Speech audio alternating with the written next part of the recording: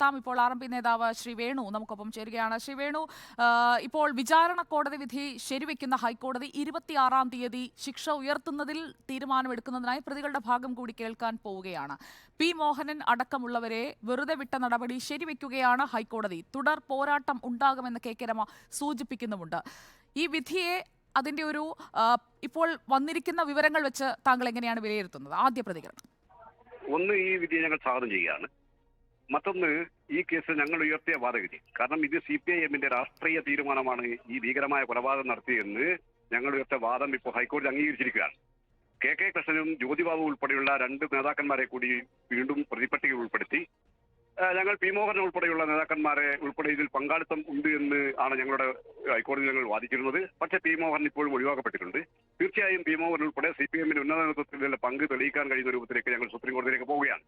മറ്റൊരു തീരുമാനം, CPIM രാഷ്ട്രീയ പകപോക്കലാണ് ഈ കൊലപാതകം അവരുടെ മേൽ കെട്ടിച്ചമച്ചത് എന്ന വാദഗതിയാണ് ഉയർത്തിയിരിക്കുന്നത്.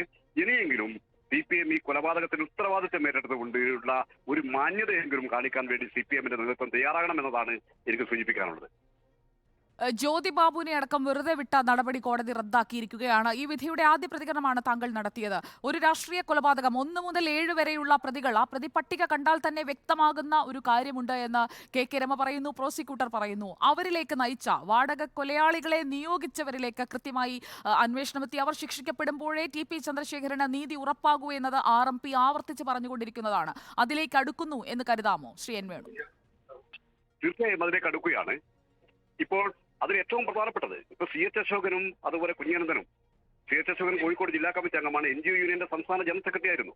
കുഞ്ഞനന്ദൻ പാനൂർ ഏരിയ കമ്മിറ്റി അംഗമാണ്. അതായത് CPM നടപടി എടുത്തിട്ടില്ല. CPM-ലേക്ക് അദ്ദേഹത്തെ ആനയിച്ചു കൊണ്ടുപോവുകയാണ് ചെയ്തിട്ടുള്ളത്. അപ്പൊ തീർച്ചയായിട്ടും ഇവർ 2 പേര് മാത്രമല്ല, പി മോഹൻ ഇതിലുള്ള പങ്ക് വളരെ കൃത്യമാണ്. പക്ഷേ നിർഭയകര ഈ 2 കോടതിയിൽ നിന്നും പി മോഹൻ ഒഴിവാക്കപ്പെട്ടിട്ടുണ്ട്. തീർച്ചയായും പി മോഹനും ഉൾപ്പെടെയുള്ള ആളുകൾ, ഈ പ്രതിപട്ടികയിലുള്ള ആളുകൾ ശിക്ഷിക്കപ്പെടേണ്ടവർ തന്നെയാണ്. മറ്റൊരു കാര്യം, അതിനപ്പുറത്തുള്ള CPM ലീഡർഷിപ്പിലേക്ക് ഈ കേസിന്റെ ഗൂഢാലോചന ഉണ്ട് എന്ന് ഞങ്ങൾ ആദ്യം മുതലേ ഞങ്ങൾ പറയുകയാണ്. അതിനുവേണ്ടി CBI അന്വേഷണം ആവശ്യപ്പെട്ടുകൊണ്ട് ഹൈക്കോടതിയിൽ ഒരു ഹർജി ഇപ്പോൾ നിലനിൽക്കുന്നുണ്ട്. അതും ഞങ്ങൾ പ്രതീക്ഷയോടെ കാണുകയാണ്.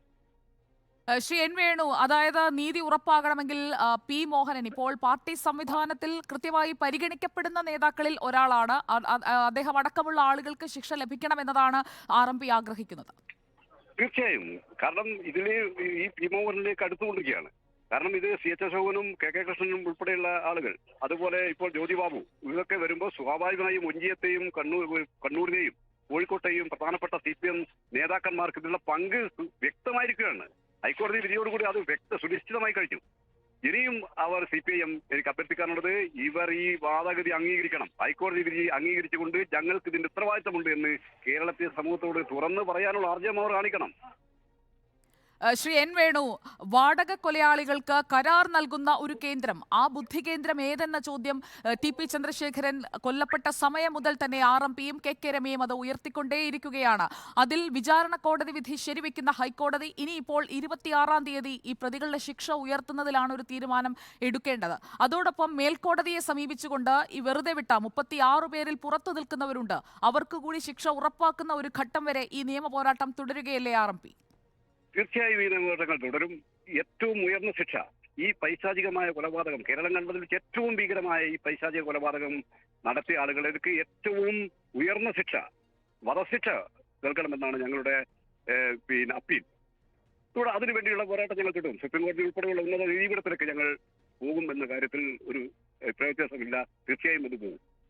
ഇപ്പോൾ ഹൈക്കോടതി ഡിവിഷൻ ബെഞ്ചിന് മുന്നിലേക്ക് RMP ഉയർത്തിയ ആരോപണങ്ങളെല്ലാം കൃത്യമായി എത്തിക്കാൻ advocate Kumarankutty, advocate Rajeev, advocate Sahal, പ്രോസിക്യൂഷന്റെ ഭാഗത്തു നിന്നുണ്ടായ നീക്കങ്ങൾ, അവർ മുന്നോട്ട് വെച്ച വാദങ്ങൾ തെളിവുകളുടെ ഒരു പോരായ്മയാണ് അല്ലെങ്കിൽ അപാകതയാണ് വിചാരണ കോടതി മുന്നോട്ട് വെച്ച പ്രധാനപ്പെട്ട ഘടകം. പക്ഷേ അവിടെയും രാഷ്ട്രീയ വൈരാഗ്യം കൃത്യമായി കോടതി വിധിയിൽ പറയുന്നുണ്ട് എന്ന ഒരു വസ്തുത നിലനിൽക്കുമ്പോഴും ഈ കൊലപാതകം അതിന് പിന്നിൽ ആരാണ് എന്ന് ഏറ്റുപറയാൻ പാർട്ടി തയ്യാറാകാത്ത ഒരു സാഹചര്യവും ഇല്ലേ ശ്രീ എൻ വേണു? തീർച്ചയായും സാഹചര്യമുണ്ട്. CPM-ന് അങ്ങനെ ഒരു ബുദ്ധി ഉണ്ടാകണമെന്നാണ് ഞങ്ങൾ പറയാനുള്ളത്. അതുപോലെ പ്രോസിക്യൂഷന്റെ ഭാഗത്തുനിന്ന് വളരെ കൃത്യമായ ഇടപെടലുകളും അന്വേഷണങ്ങളും അത് എല്ലാ ഘട്ടങ്ങളിലും പ്രോസിക്യൂഷൻ അതിലെ തെളിവുകളും മറ്റ് ശാസ്ത്രീയമായ അന്വേഷണ രീതിയും ഒക്കെ പ്രോസിക്യൂഷന്റെ ഭാഗത്തുനിന്ന് ഒരു പരിധി വരെ നല്ല നിലയിൽ കൊണ്ടുപോയതിന്റെ കൂടി ഫലമാണ് ഈ ഹൈക്കോടതിക്ക് ഈ കാര്യങ്ങൾ ബോധ്യപ്പെടപ്പെട്ടത് എന്നത് അവിതർക്കിതമാണ്. വളരെ നന്ദി ശ്രീ എൻ വേണു. പ്രതികരിച്ചതിന് RMP നേതാവ് എൻ വേണു നിയമ പോരാട്ടം തുടരും, ഏറ്റവും ഉയർന്ന ശിക്ഷ വാങ്ങിക്കൊടുക്കുന്നതുവരെ പോരാട്ടം തുടരും എന്നാണ് വ്യക്തമാക്കിയത്. മേൽക്കോടതിയെ സമീപിക്കുന്നുവെന്ന് കെ രമയും സൂചിപ്പിച്ചു. ഏറ്റവും നല്ല വിധിയെന്നാണ് RMP നേതാവ് കെ രമ MLA പറഞ്ഞത്. അഭിപ്രായം പറഞ്ഞതിനാണ് TP ചന്ദ്രശേഖരനെ വെട്ടിക്കൊന്നത്. CPIM തന്നെയാണ് ഇതിൽ പ്രതിയെന്ന് ഒരിക്കൽ കൂടി തെളിഞ്ഞിരിക്കുകയാണെന്നും കെ രമ പറയുന്നു. P മോഹനൻ ഉൾപ്പെടെയുള്ളവർക്കെതിരെ പോരാട്ടം തുടരുമെന്നും കെ രമ പറഞ്ഞു.